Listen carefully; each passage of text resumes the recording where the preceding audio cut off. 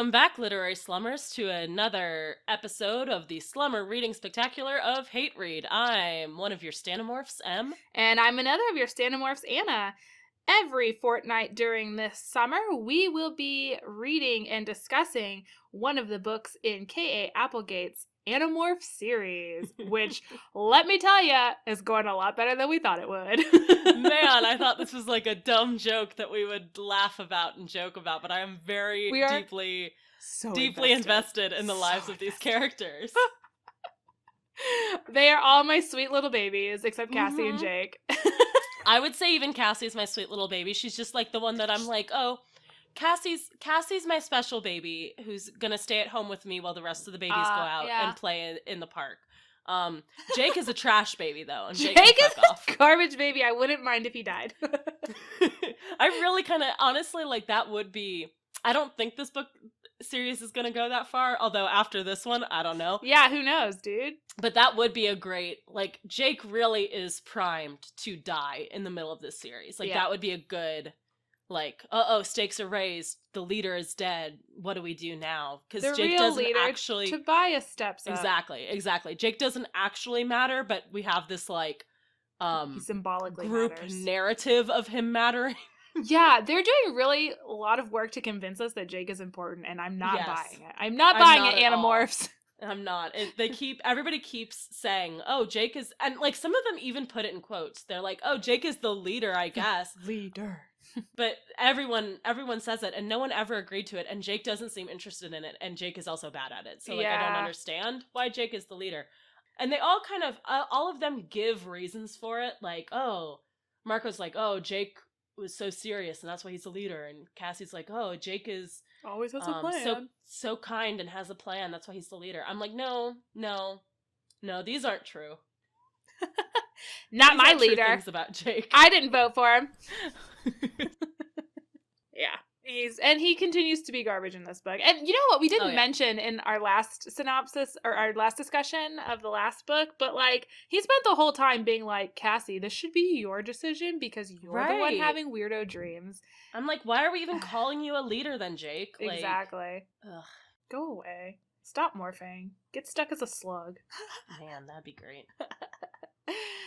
Oh, all right. So I guess we should get into the summary a little bit. Yeah. Let's do it. This one's a lot of plot, so it's gonna be a little bit longer. A lot happens in this book. Yes, like a lot of dire things. And a lot of character growth moments, and a lot of just there's moments that I was like, oh shit, this is a thing that I talked about happening, and now it's happening, and I'm so into it. Yes, it was very good. She dropped enough hints for us to ask these questions, and then she fucking answered them. So yeah, applaud. K.A. Applegate. Alright, so Marco POV. Axe wants to go home so that he can tell his people to hurry up and come save Earth. But to do so, he needs to steal a Yerk ship, and to do that, he needs to take a trip to Radio Shack to build a communicator. Oh, I really enjoyed their whole, like, trip to Radio Shack and trip to the mall because it gave me this like fun flashback of like, oh, remember when Radio Shack was a thing? Oh, remember when Sears was a thing? Remember when Starbucks. Going to the mall wait, was shit. Cool? Oh yes. Oops, Starbucks is still a thing. Starbucks still hanging in there. Oh, good on you, I guess, Starbucks. Yeah, so as we mentioned in the last book, Axe is able to morph into a combination of all the other Animorphs, and so he does. But Andalites don't talk with mouths. I don't think they have mouths. Is that what we established? Andalites? They don't have mouths, and you bring this up so early, and I wanted to talk about this in depth, so I'm sorry that this is already happening, but there was a lot in this book in regards to Andalites, and, like, Axe not knowing how things worked when it was funny and convenient, and then knowing how things worked later.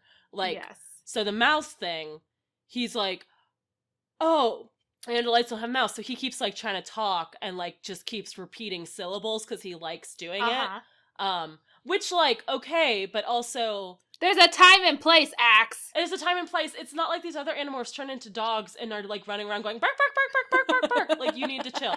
But then secondly, like, he says at one point, he's like, oh, I want to try, like, tasting because I've never tasted things with a mouth before. Like, there's so much I want to do with my mouth. Which, okay, calm down, Axe. Like, this is a PG book. This is a children's book. But in addition, are we to assume that nothing on their planet has mouths? Like, he's never turned into anything with a mouth? Good question, like because Visser 3 definitely has, because he ate Elfangor. Yeah, definitely, because he eats things. Yeah. So, like, definitely, like, okay, definitely I agree. The talking thing, that would be new and novel, because probably other species don't do that. But, except they do, because, like, the Hork-Bajir do, but, like, maybe not stuff that he's turned into. But, like, other things on your planet has mouths, because, like, we've been told when Visser 3 turns into something, like, sometimes, I think Axe mentioned the one thing that was specifically from his planet, and it had a mouth. So, like, it seems like maybe you were a bad Andalite and didn't morph enough if you just, like, have never experienced a mouth before. You didn't pay attention in class, in morphing class. Right. Right. Like, you should have gotten out this instinct to lick stuff before, you know, you were on this war mission, I feel like. Act like you've been there. Act like you've been there. Act like you've been in the end zone. Come on, Axe. I feel like, no, but for real, I feel like that should be a part of, like, Andalite training before you go into space. Be like, okay, kids, today we're gonna turn into all of the things with buttholes so that you know what that's like. Here is how to poop! so that if you're on, like, a secret mission, where you have to be, like, where you have to poop in front of everyone to prove that you're not an Andalite? No, just so that you're not like, oh, I'm supposed to be spying, but gosh darn, what is this hole in the back of my body? What is this urge I have in my bowels? Right, right. Like, so that you're familiar with all of the sensations. Maybe that was the next grade up, because he is still just a little teenage little Andalite boy. So, who knows? I learned about mouths yet. The butthole class was for seniors only. Buttholes was coming up. So they go to the mall, and they basically have that... He was a shark earlier. Sharks have mouths. That is true. What is he doing? Axe. Inconsistent. Well, it was that stereotypical, we have to keep an eye on the Space Case character, or else they'll go and do something weird and embarrassing. Space Case things, yeah. Yeah, and you know what happens? They lose track of Axe at the mall, and he goes and does some things that are embarrassing. So... he goes and he has his first coffee and decides he likes how things taste. So then he runs to the food court and he just picks up food off of tables and plates and out of the garbage and starts eating it. And this... which, to me, makes Axe just the most relatable character in this series. I mean, that slice of pizza was still good. Yeah, like, Cinnabon, yes, of course. Yes. Marco's like, to be fair, Cinnabon is very delicious. I agree. You're right, Marco. See nothing wrong with this. Yeah, Marco, we relate to you so much now. Honestly, though, I think that's the thing that I kind of felt like was not believable about this scene, where they're, like, chasing him back to the food court, and he's in the food court and, like, picking things out of the trash and eating them, and everyone around them is, like freaking out and being like, oh my god, what is that child doing? I honestly feel like I have been at a mall and seen 13-year-olds picking shit out of the trash and eating it. So, like, I actually don't think I wouldn't have looked twice. I would have been like, yeah, okay. Where are your parents? Someone's on spring break and this is what they're doing with their time. Like, fine. Youths. So Axe gets the attention of mall security, and the mall security starts chasing him, and Axe can't run on two legs because he is a four-legged Andalite. So his genius head says, let's morph back into an Andalite, I guess. And so he's just an alien running around the mall. And obviously some controllers are like, Andalite, look at the Andalite. And so they begin to chase the boys around the mall into a grocery store. This is the best. This is... Marco runs best. As much as I was mad about the whale scene in this scene made up for all of my trepidations about the whales. The scene was so good. Oh my gosh. So Marco runs into the grocery store. He's like, there's a bomb in here, to clear the place out. And once the coast is clear, they, just like you mentioned a couple fortnights ago, they go to the lobster tank and they touch the lobsters and they become lobsters. Of course they do. Because of course they do.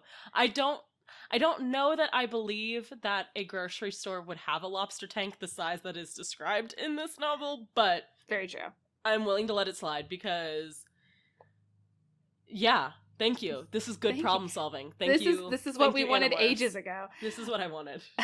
The lobsters can't see or sense anything, though. So, and honestly, this is probably what it's going to have to be going forward, because there's going to be, and this might be serious theories a little bit, but not really. There's gonna be a point, right, when they have enough morphs to do things, right? Yes. They're not gonna need to pick up a new morph to go fly because they have the fucking bird morph. They're not gonna need to pick up a new morph to swim because they have fucking dolphins and fish and lobsters at this point. Like, who gives a shit? So, like, at some point, any sort of needing to acquire a new morph impetus is going to have to be primarily in order to hide, right? Yes. Like, yes. So I'm glad we've come to it already, that they're like, fuck it, we're just going to be lobsters because we got to hide with the lobsters. We have to be a lobster, yeah. That is how you should be using this power. Thank you very much. These are your survival instincts kicking in, Good. finally. Good. Nobody's sitting there going, oh, but I don't want to be a lobster. Oh, lobsters are lame. I don't want to be a lobster. Like, let's not do that. They're just like, yeah, fucking lobsters, let's go. Let's do it. It's the only thing here. The lobsters can't see or sense anything, though, so they decide to stay in the tank until their 2 hours are almost up in order to make sure that the controllers are no longer looking for them. Which, if you're a controller and you saw these children run into a grocery store and you realize that there is only one thing alive in the grocery store. I mean, I would say, first off, I think that the bigger issue here is the fact that these controllers saw Marco and Jake, period, with the Andalite. Very true, that too. And that never got addressed, but okay. I would also... I feel like, yeah, they probably should have figured it out, but also maybe, like, they don't know about lobsters. Like, they're not, like, if they're, like, in the grocery store and they clear all the people out, maybe they didn't look close enough to be like, oh, there is a living thing here. That's probably what they are. They might have just assumed that, like, humans don't keep living animals in their stores for food purposes because it's kind of buck wild. That is a little bit, yeah. What is the word I'm looking for? Unsporting? Yeah. They remain lobsters for almost the full 2 hours, and as they're about to, like, become people again, or an Andalite in Axe's case, they are transported somewhere, somehow. They don't know what's going on, but after a while they realize that they're feeling very hot, and Marco puts two and two together. They were bought, and now they're being cooked alive in a pot. And so they just decide to become humans and Andalite right there in this woman's kitchen, as she's trying to cook them. Now, I think it's very funny. They didn't get them all the way into the pot, because I think he starts morphing as she's about to drop him in the pot. Okay, I thought he was, like, feeling hot. Yeah, he's going towards the pot. I see. Okay, so they do this. They become humans and Andalite again in front of this woman who they completely traumatized. She's just trying to cook her dinner, right? And her dinner suddenly becomes people. Yeah, and then they're like, "Oh, it's a dream. It's a dream. It's a dream. You'll wake up shortly." And no one will believe you anyway, bitch. And no one will believe you anyway. And also, please go release those other lobsters. Which, like, this again gets into my whole, what is the ethics of Animorphs? Are they all vegetarians now? I don't know. But their whole plan of telling her, like, oh, you'll wake up shortly, it's all a dream. Like, she's gonna fly. Because she's not. She is currently awake. What if she's a controller? Well, she's not. Like, they know that much because she would have been like, fucking Andalite. Kill you. But, like, she's not going to be fooled by the soon you will wake up thing, because inevitably she will. So either she's going to live the rest of her life believing this is the longest and most boring dream, aside from the one lobster thing. Or that's really fucked up. In about 2 hours, she's going to be like, I'm still not awake. I've pinched myself several times. That was clearly not a dream. I'm going on Ellen. To talk about my lobster that turned into boys. Right. My boysters. My boysters! Excellent. Oh, God. Yeah, so then they fuck off home, and Axe is able to build most of his communicator. Mm-hmm. But he needs one more piece that they can Yes. only get from Assistant Principal Chapman, who, if you remember, is able to Skype with Visser 3 from his basement. Mm-hmm. So they need one of the little pieces of his transmitter. Camcorder, or whatever he uses. And they decide that the best and easiest way to sneak into Chapman's house is to become ants. Which, this was Cassie's idea. And I don't fault her, because I think that this isn't a bad idea on its face. Uh-huh.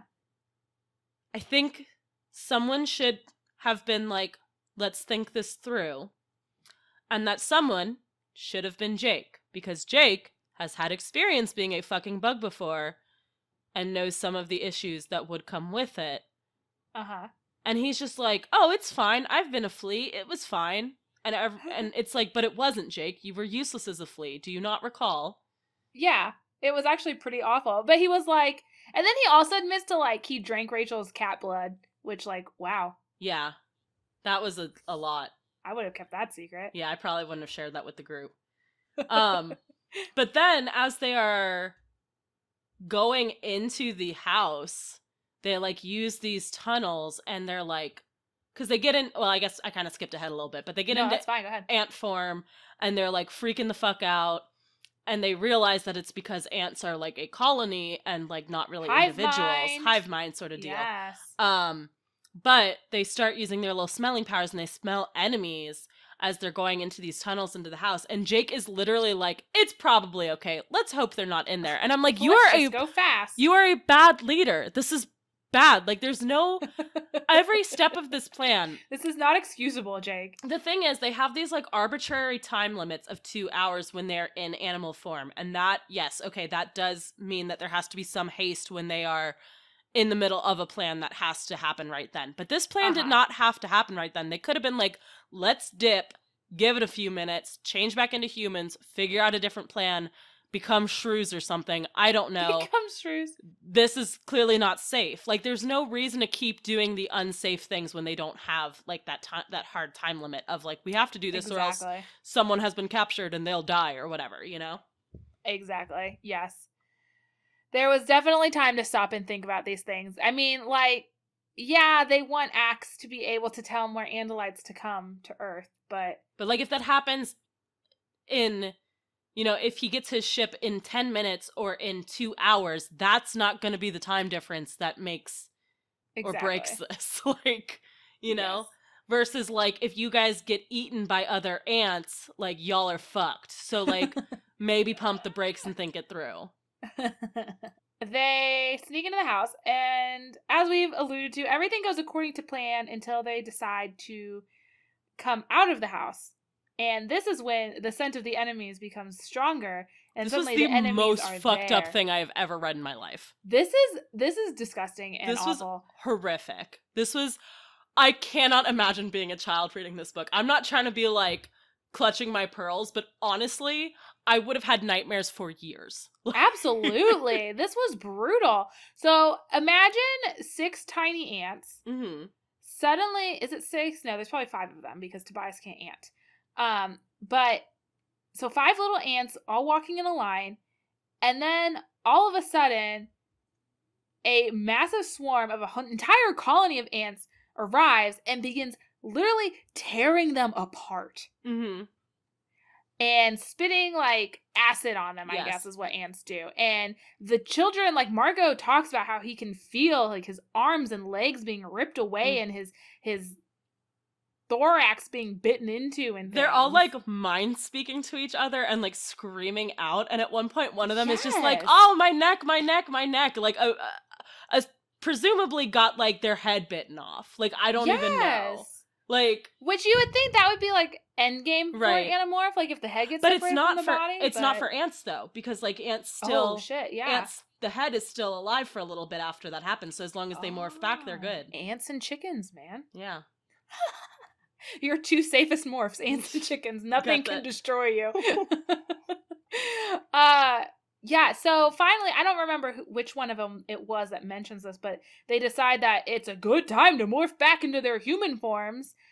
Because of what we discovered in the last book, when you are injured in an animal form and you morph back to your regular body, the damage does not carry over. So they are still underground. Yeah, thank God, because then this series would be over. Except for Tobias.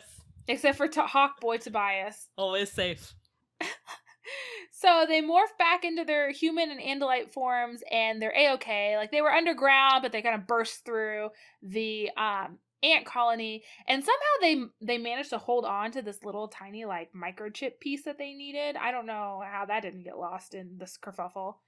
And then they all, like, are very restrained about not just stomping on all of the ants, which is what I would have done. No, Cassie does. Either Cassie or Rachel, actually. I can't remember. The bloodthirstiest of them all, Cassie. I think it was Cassie. Let me check. Hold on. Yeah, let's refer to the text. No, it's Rachel. It's Rachel. I'm sorry. Okay.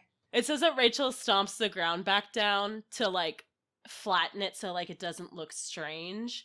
But then, like, she was doing it later in the narration, it says, it's very weirdly, Marco says it wasn't much of a joke, but there was a kind of lame little laugh from everyone.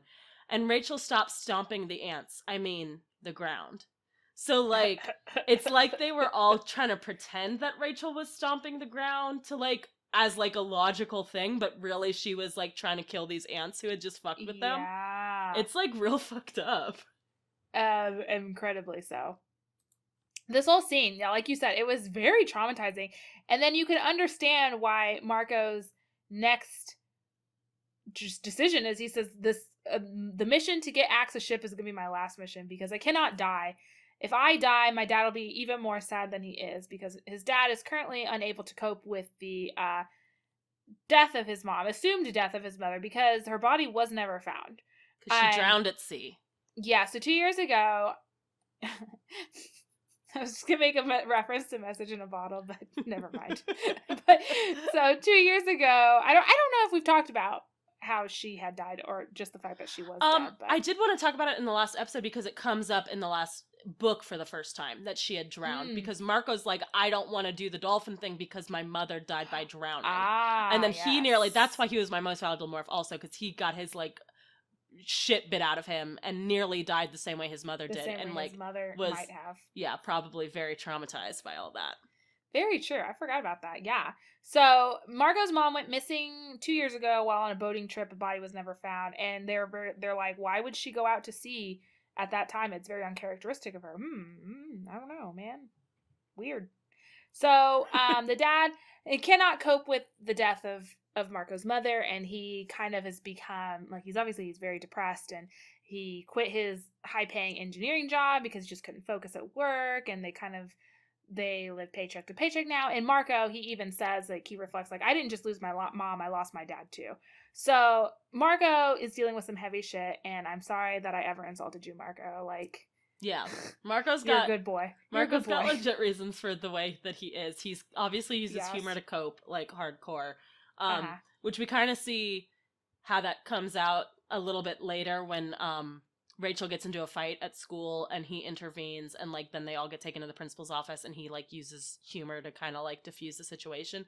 So, like, you very much see kind of how, like, all of the bullshitting is, like, very much a defense mechanism from Marco, who's dealing with all of this trauma, and probably a lot more trauma than the other Animorphs at this point. So, yes, I would like to formally apologize for any shit I've talked about Marco, because, oh, boy. Marco is an angel baby.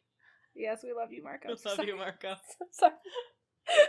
Jake sucks still. We're still on board with Jake sucking. Jake sucks, but hashtag Marco has never done anything wrong. Marco has done nothing wrong. Marco is a saint. Marco's the sweetest, most pure of them all. He just wants to stay alive because who else is going to take care of his Yes, he does occasionally make weird sexist comments, but he's a product of his time.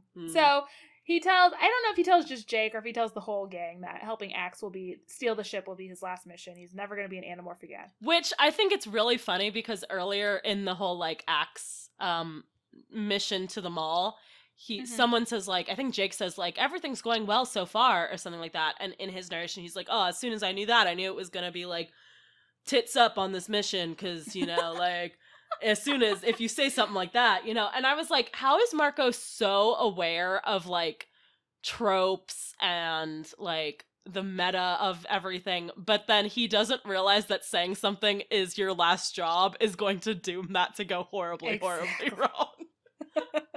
Like, Marco. Oh. So they, so Axe's plan is he's going to use this communicator to transmit on a frequency that the Andalites have used in the past. That is like a Yeerk emergency hotline, I guess. And they're gonna transmit that they need help, SOS, here on Earth. Please come pick us up in your ship that we're gonna steal from you. But Axe doesn't realize that's a very old frequency that he's using, and once Visser 3 hears this being transmitted, he knows exactly what's happening. Because Homeboy is an Andalite, dude. Like, you gotta not use Andalite plans when you're fighting an Andalite controller.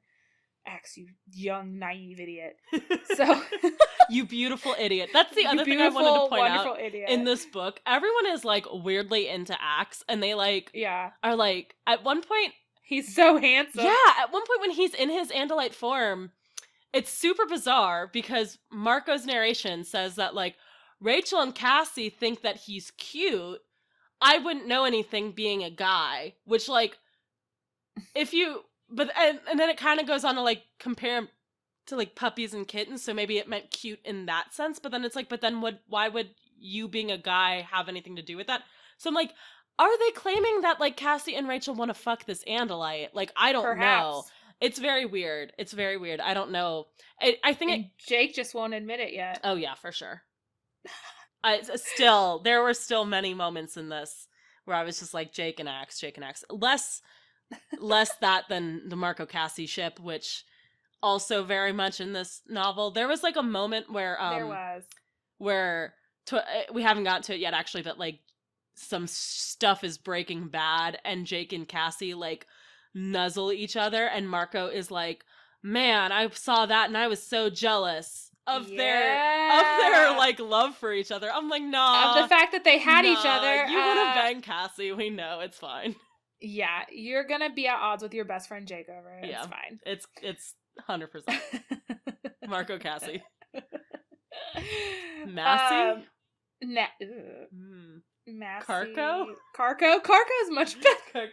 Carco, Jax, and Tachel or Robias?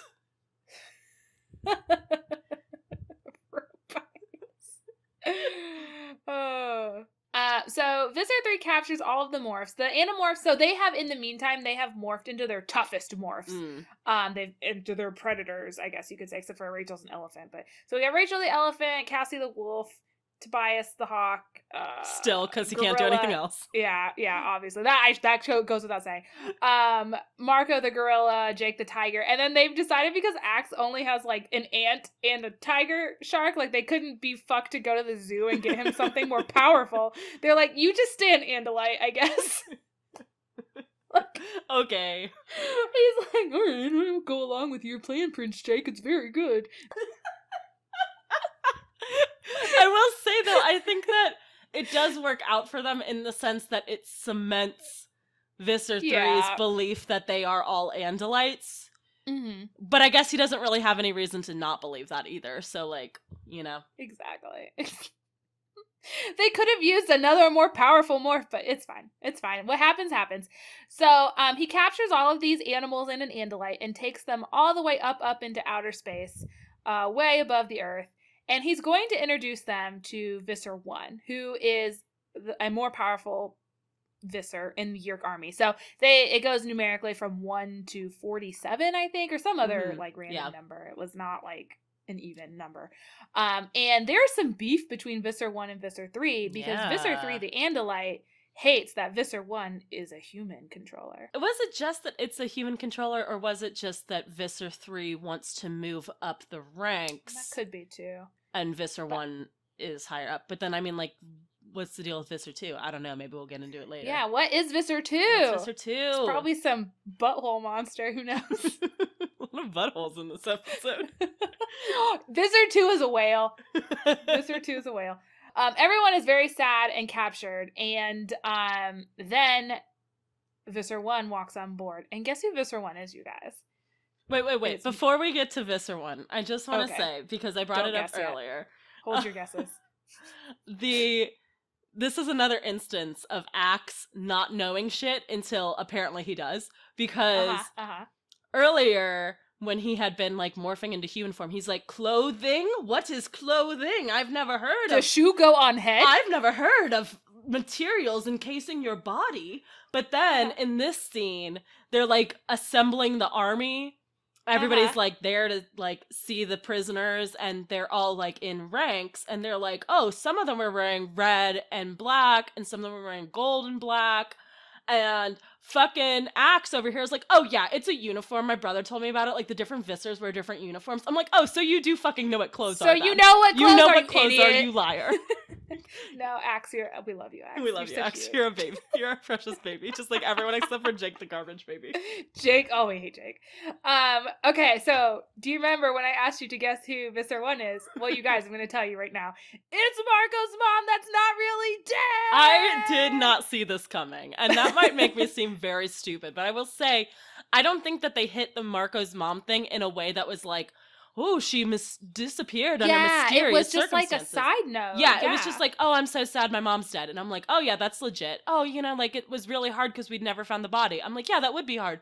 Oh, you know, there was an empty grave. Like, yeah, I guess she would if there was never found a body. Like, that makes sense. So, like, everything just seemed like it was very much, like, building Marco's character. And then his fucking mom shows up as a controller, and I'm like... And the most powerful Marco! Commander. I know. And he's just like my mind. Flabbergasted. Yes. And Jake is the only other one that has seen what Marco's mom looks like. And Marco like immediately swears Jake to secrecy. He's like, do not tell anyone what you've seen here. I don't want them to know it's my mom. So we're gonna have some drama coming up here. The team's hiding secrets from each other already. Right. But this is also the moment where it is finally established, because of course we've had all of this Marco back and forth, these last 5 books of Marco not really wanting to be involved in this. And now we finally have Marco's reason. Like I've said, you know, like these books are just getting into place why these guys are fighting this fight. And now we have a reason for Marco, and it's because his fucking mom is a controller, and it's so good. It's so good. It's so good. It's so choice. Now Marco has the most reason. Yes, it can be stakes argued. Are so high for Marco. And like, oh, so good. And I mean, like, I know we kind of have seen this already with like Jake and Tom being the controller, but like Tom is still living with the family, and their family still believes he's fine. Like, Marco's dad was destroyed by this. Like, Marco's whole life was ruined by this, and now he finds out that, like, it's the Yeerks that did this to him and his mother. And he's got to be wondering, like, did my mom choose this, or was she, like, taken over hostilely? And why I think is my mother here? It was set up really nicely where they're talking about Chapman, because, like, in that book, we find out that Chapman agreed to it in order to protect his daughter. So, like, there's probably, like, those questions going on, like, of, like, could it have been something like that where she agreed to it under duress, or like was it forced upon her? Ugh, it's so good, and I'm so looking forward to seeing where we go with Visser 1. Is Marco gonna have to kill his mother? Oh my god, are we gonna get a Luke Skywalker moment where it's mother against daughter, except you know that's not mother, but you know, then they have to fight it out. Ugh, so looking forward to it. So good. So because of some political machinations, Visser 1's henchmen help the Animorphs escape from this ship. They direct them to an escape pod in order to make Visser 3 look like an idiot in front of their bosses, which is like what, the Council of Yeerks or something. I don't remember what they were called, but yeah, who cares? It doesn't matter. We'll probably talk about it more in another book. If we get, you know, if it ever gets revealed that they're important in some way, but... Yes. And so the Animorphs get back to Earth, and... they are obviously very shook, and Marco and his dad visit Marco's mom's grave, and his dad promises to, like, not wake up, but, you know, he promises to, like, get help with his problems, and he's gonna go back to work, and he's gonna be the dad that Marco deserves. It's very sweet. Yeah. And Marco the whole time is like, that bitch is alive, but he's still really sad. And there's also mourning, like, the death of his family. Also that moment when he's in front of his mom, and he remembers that Chapman, like, they know that the hosts are aware of the shit that's going on. Like, the host bodies can see stuff. And he's like, So he's like has this moment where he like wants to reveal himself to his mother, but he can't because of course his mother's being controlled and whatever. Oh my god, it's so tasty. There's so much here. Oh, I really hope this pays off. Like, yeah. I'm just so worried. There's so much set up in these first 5 books that I'm just like, where's it gonna go? How can it pay off? Yes. Yeah. Well, I want to get right into series theories with this because my main series theories for this book relates to Marco's mom, and specifically that instance where they are trying to, like the Visser 1's guards help them escape in order to make Visser 3 look bad. Mm-hmm. They come to the conclusion that it's political because Visser 1 wants to make Visser 3 look bad, and I think that's a fair conclusion to reach. And I think my theory is the same as yours. You think so too? Yeah. Mm-hmm. Because Visser 1, from a Yeerk perspective, I don't think that is actually that much of an incentive for Visser 1 to make Visser 3 look bad. Right, she's already on the top. Visser 3 already looks bad at this point, right? Like, Visser 3 has already fucked up some shit. Like, and Visser 1 has mentioned this. Like, so Visser 3 can't catch some stupid Andalites. Yeah, Visser 3 is already, like, not looking great, not coming out of this whole thing great. Visser 1 also mentions, like, to Visser 3, you can't understand, like, the planet that you are on and the like people you're trying to capture because you're in an Andalite body, you're not in a human body. Mm-hmm. Like, I have a deeper understanding of the planet and whatever. So my theory is that Visser 1 and Marco's mom are to some extent working, and I don't know to what extent, but to some extent working against the Yeerks. And maybe it's just Marco's mom, but maybe it's Visser 1 also. I'm not sure. But I think that maybe Visser 1 has kind of the Yeerk that She's overcome the control. Yeah. Well, not even necessarily. It could be that Marco's mom is just kind of like that little residual care for humanity is what led Visser 1 to like let them out. Yeah. But it could also be that they're working together to kind of like undercut the Yeerks in general, because like Visser 1 took on this human body and is now like kind of has become like more appreciative of Earth, right? Like yes. They make that argument that like Visser 3 can't understand Earth the way they can, and I think that Visser, either Marco's mom, the host body is somewhat influencing Visser 1's actions, or Visser 1 is aware of that and they're almost joining together to bring down the Yeerks. I think that would be really fucking cool. We've established that like the Yeerks have family units. Mm-hmm. What if like the Yeerk inside Visser 1 is also a mother?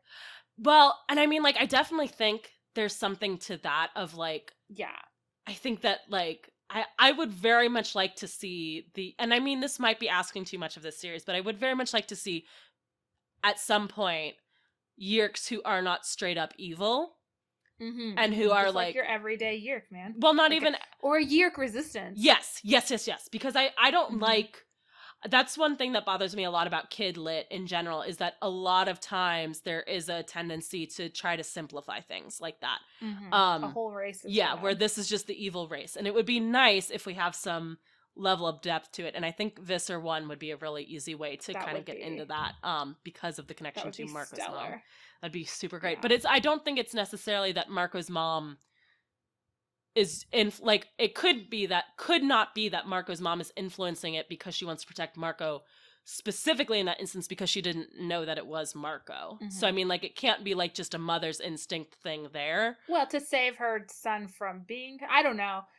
Right, like long run, yes, but like in the instance of in that instance, the political machinations, Mm-hmm. But I don't buy. I think she's just there to like help the the supposed Andalites save humanity kind of thing.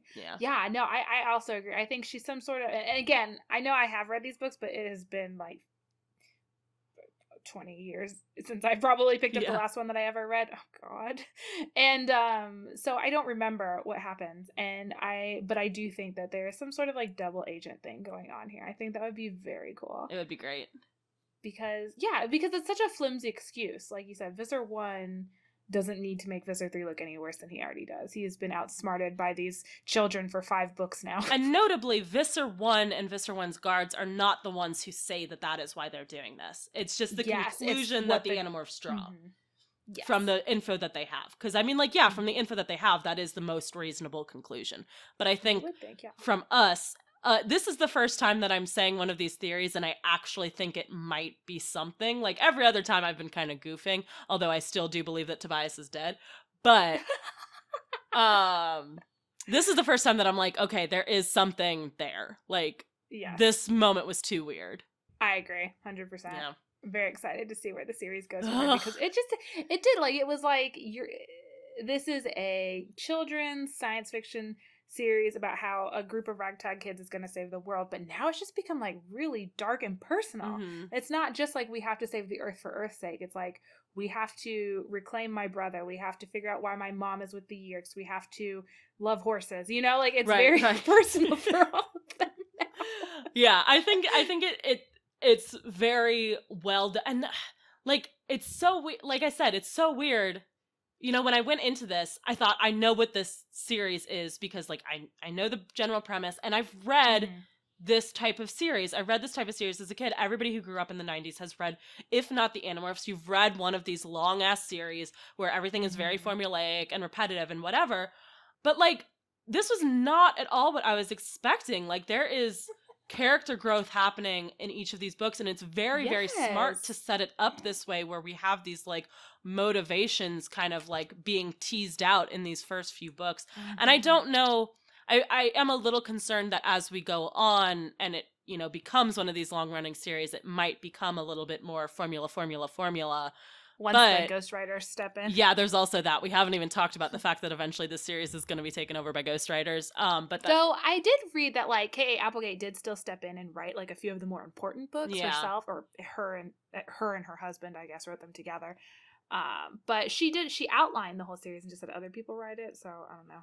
Yeah, we'll see how the series holds up. But from these first 5 books, now that we've had all the viewpoint characters, very optimistic, really enjoying it. Yes. So who do you think then? I don't know. Did we talk about any other segments besides series theories? No, just series theories. Okay, so we've had all 5 of our viewpoints now. Sans Axe, who. We'll get to that when we get to that. But so do you think, kind of along the lines of most valuable morph, do you think that there's someone set up here to be a better leader than Jake? Because I know we talked about this a little bit a few episodes ago, but I mean, we didn't want to come to a conclusion before we had read all of their books. Here's what I would say in terms of there being a leader. I think the fact that they have chosen Jake as the leader kind of points to the fact that they do not actually need a leader. The group is not that big that they need someone to, like, have the final say on stuff. Generally, even when they are coming up with a plan or trying to decide something, Jake is pretty, like, sit back and let people come to conclude. Like, to his credit, I think, he isn't like, this is what I think, we're going to do it my way. He's very, like, everybody discuss, and diplomatic we will. Yes, he's very diplomatic. So I don't know if they actually need a leader, but I would say I think that the best choice for the, I guess, like, person in charge of strategy, I think, is probably Tobias, because he's got the bird's eye view. He's got the bird's eye view, but he's also removed from it, right? Like, he can look at things a little bit more clinically, because he's probably not actually going to be like, he can be the M of the group, right? Like, he's probably not going to be involved in most of the missions. He can sit back and take, like, a more managerial role. I think that makes the most sense, but I they're all really just sold on this whole Jake thing, and it's very frustrating to me. So then I guess if we had to pinpoint roles for the rest of them, then we could have, so we have Tobias, which is our strategist. Rachel, who is our front lines, I guess. Yeah. I think I would say, like, she's the muscle, probably. Like, she's generally the one who's, like, most willing to run in and do shit. I think Cassie's kind of the team mom, which I know that's kind of lame, but like I do think that's kind of the role she's filling, where she's kind of Make more sure everyone's got their orange yeah, slices making and sure their everybody bottles of water. feels okay. Hydrate. I think Marco, this isn't really necessarily a role, but I think Marco's probably going to continue to be the realist who is like, he's good at picking stuff apart, which is actually a very helpful thing to do in this situation, because as we saw with the fucking ants, like, if you have someone who's like, no, wait, stop, we need to think about this, that's probably something that they need, because everybody's very rush ahead. They like to rush in quite a bit. I guess Jake, I feel like Jake fills a similar role to Rachel. I think he's pretty much just the muscle, and then Axe is the liaison with he's the inside he's knowledge. He's the encyclopedia, like. Yeah, I think that pans out. I think now that we know more about them, we can, because when our first episode, we were like, okay, so we got the girls who are just going to be 2 girls, and the leader and the funny one and the weird one. Yeah. But now that they seem to have actual personalities to them, I think I'm excited to see how they develop in their roles in their little army of 6. Yeah.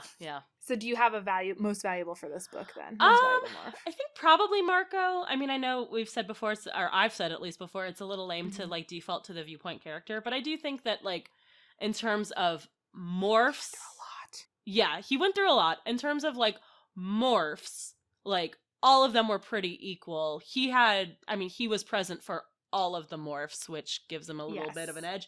And I think that in terms of plot, like, everybody was pretty much equal in this one. I mean, like, so aside from the whole, like, emotional revelations in this book, everybody was pretty much doing the same shit. So I think that Marco kind of edges everyone out because of that.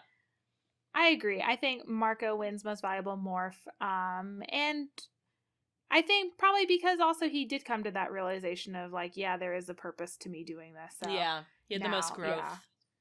Yeah. And Tobias, I think, again, wins least valuable morph, just simply because as a hawk, you can't do much. Yeah. And I think if they let him lean into the, like, being in charge role, then this would be a different conversation. But yeah, as it is. Yeah, like, he could be the bird in the tree. Like, the man in the chair, the bird in the tree. Exactly. Like, that's what I'm kind of picturing for Tobias. But everybody's so sold on the Jake thing that it just doesn't seem to be happening. Get him a little bird headset. Right. He can talk to you guys.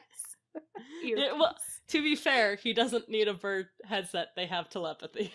Oh yeah, but how far does the telepathy go? Right. We still haven't discovered that. So what was your most morbid moment then this week? Well, I think my most morbid moment, it definitely has to be the ants. I know we talked about that. Yeah, that was gonna be mine too. Yeah, but I feel like I had another one, and now I can't think of what it was. Yeah, I don't know, dude. I can't remember what my I feel like there were a lot in this episode, or this episode. This is a very morbid book. Because there was the lobster thing, there was the ant thing, there was the realizing your dead mom isn't really dead, there was, like, going to your dead mom's grave, there was, like, the realizing your father is a shell of a person. Like, there was a lot in this book that was just very depressing. And I think that it could have become too much in the way that Tobias's was almost too much. But because Marco is the comedic one, I do think it kind of leveled it out a bit more. He has a lot more hope than Tobias does at this point. Yeah. Oh, but man, that ant scene really fucked me up, dude. It was real fucked up, guys. It was bad. Just go and read it. Buy this book out of the series if you haven't been reading along with us, which I don't know why you're not, but in case you're not, go buy this book, get it from the library, whatever, and just read the part about the fucking ants. It's just... I honestly might have nightmares about it. Now, talking about it, yeah. Oh, man. So next fortnight, we are going to be continuing on our Animorphs summer special with Animorphs number 6, The Capture, which is a Jake POV. Goddamn. Now, see, we were really dreading the Marco POV, that's true. but it was Jake all along that we didn't, that we hated. And I really don't think he's gonna get better unless Tom dies.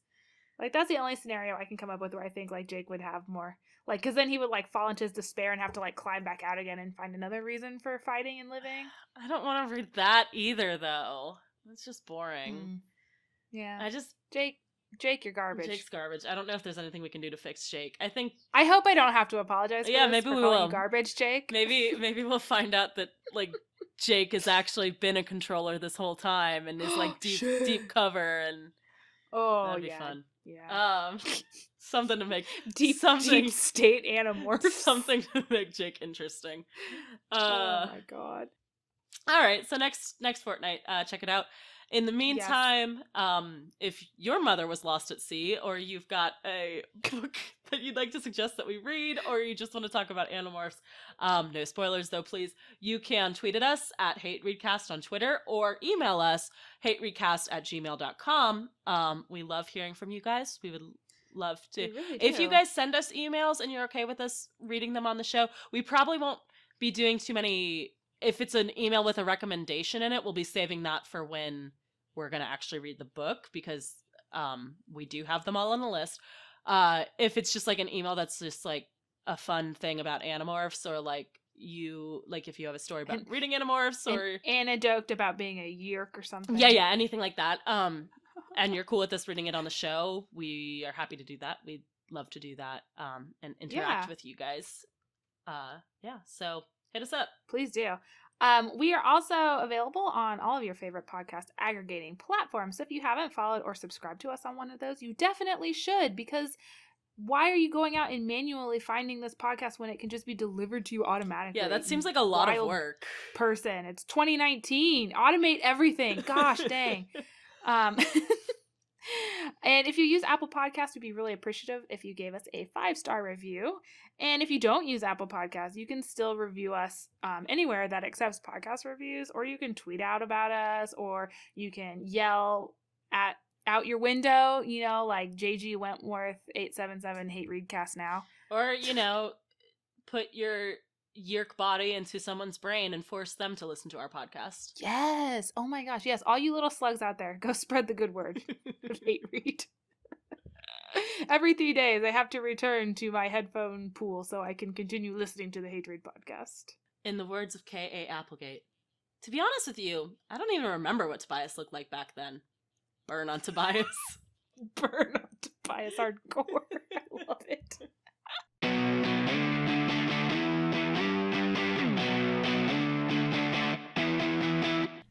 Marco definitely thinks he's so weird and strange.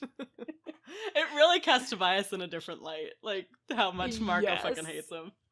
Yes, because Marco's a popular kid at school.